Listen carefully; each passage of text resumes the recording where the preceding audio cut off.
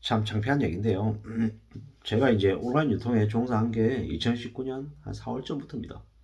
근데 이제 제 개인적으로는 아이러니하게도 2019년쯤부터 해서 이제 큰 일을 겪게 됐죠. 제가 살아가면서 이제 제 평범하고 보통의 사람으로서 가질 수 없을 만큼의 엄청난 큰 돈을 이제 오랫동안 알고 지낸 지인에게 이제 당했던 거죠. 그리고 난 이후에 참 많은 일들을 겪었습니다. 뭐 어쩌면 제가 살아온 인생에서 가장 큰 이제 충격적인 일들 중에 하나가 아니었나. 어쩌면 가장 큰 충격적인 일일 수도 있고요. 이제 저처럼 이제 보통의 사람이 겪는 이제 일들 중에 가장 충격이 크고 가장 긴 일이었던 것 같습니다. 뭐 이런저런 많은 이제 우여곡절들이 있었죠.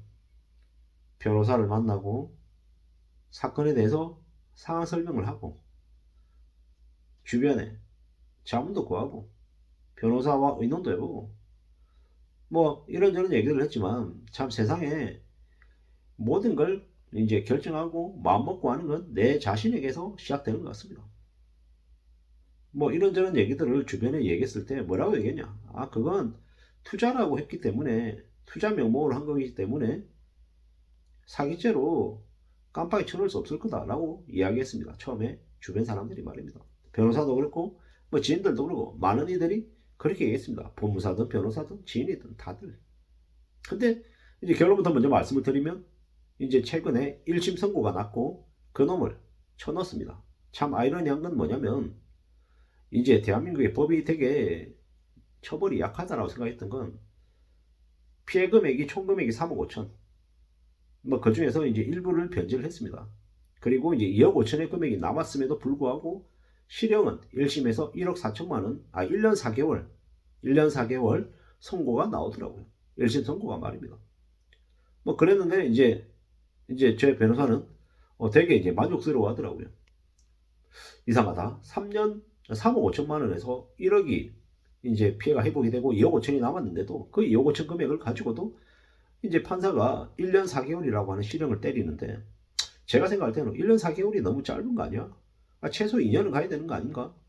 2년 반도 생각해야 되는 거 아닌가? 라고 생각했는데 1년 4개월을 선고하고 그것도 되게 잘 나온 거라고 변호사는 얘기하더라고요.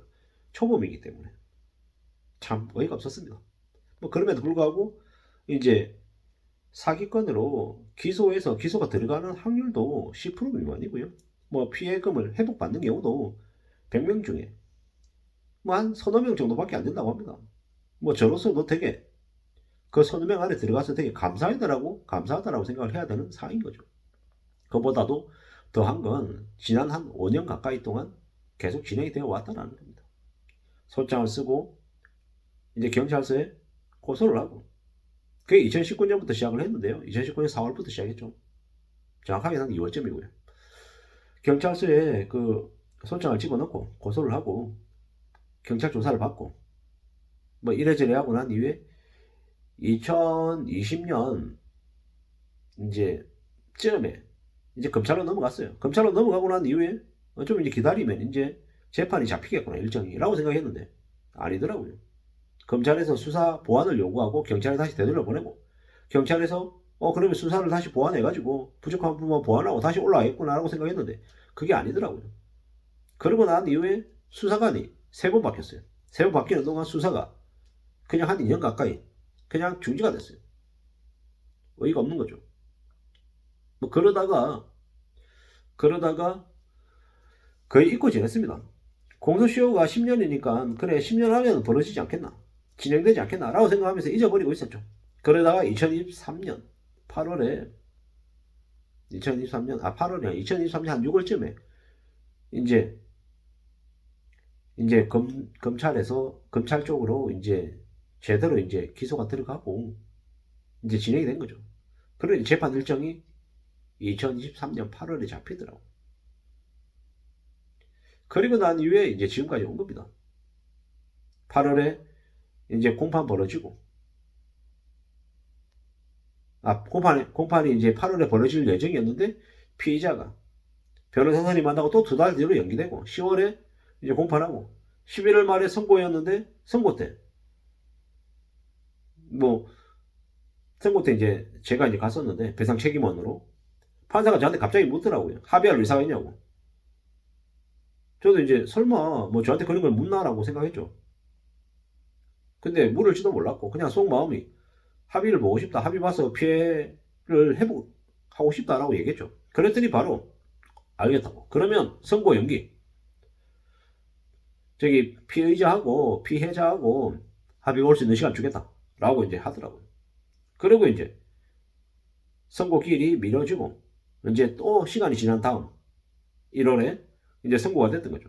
그래서 1년 4개월 선고를 받은 거예요.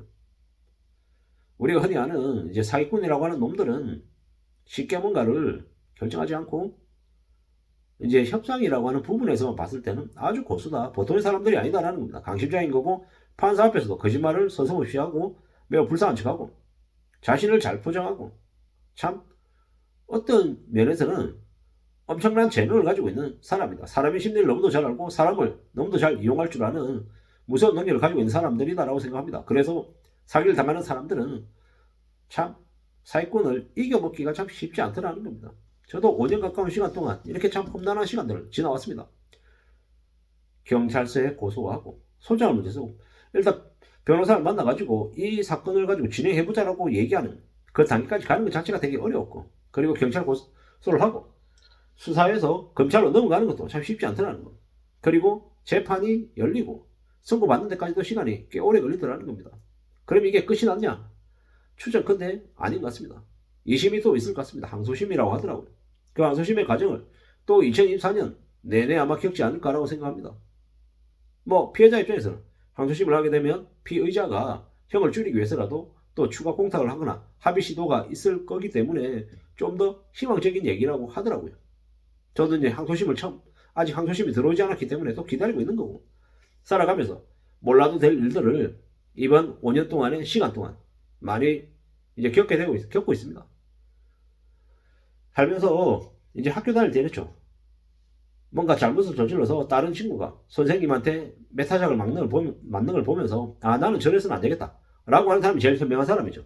제일 어리석은 사람은 하지 말라고 했는데 억지로 하다가 두드려 맞고 몸이 엄청 아픈 걸 느끼고 난 이후에 아 이거 하면 안 되는구나 라고 느끼는 성향 스타일이 있죠. 저는 후자입니다. 두드려 맞고 난 이후에 정신 차리는 스타일.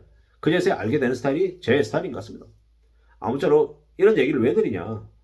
여러분들은 절대로 함부로 내 피 같은 돈을 내 주머니에서 꺼내서 남에게 건네는 순간 그 돈은 내 돈이 아니고 남의 돈이 된다는 걸 잊지 않으셨으면 하는 바람에서인 거고 행여라도 사기를 당하거나 문제가 생기면 절대 포기하지 말고 끝까지 가시라는 말씀을 드리고 싶었습니다. 끝까지 가면 시간을 기다릴 줄 아는 사람에게 기회는 오고 또 사필 기정이다라고 해서 죄를 저지른 놈은 끝까지 처벌하겠다라고 마음먹으면 끝까지 처벌할 수 있다라고 저는 감히 말씀드리고 있습니다. 물론 제가 말씀드리는 게 100% 다 되진 않을 겁니다. 하지만 포기하지 말라는 말씀 드리고 싶었던 거고 아무리 힘들고 어려도 시간이 어느 정도 해결해 주는 게 분명히 있더라는 것도 말씀드리고 싶었습니다. 이상입니다.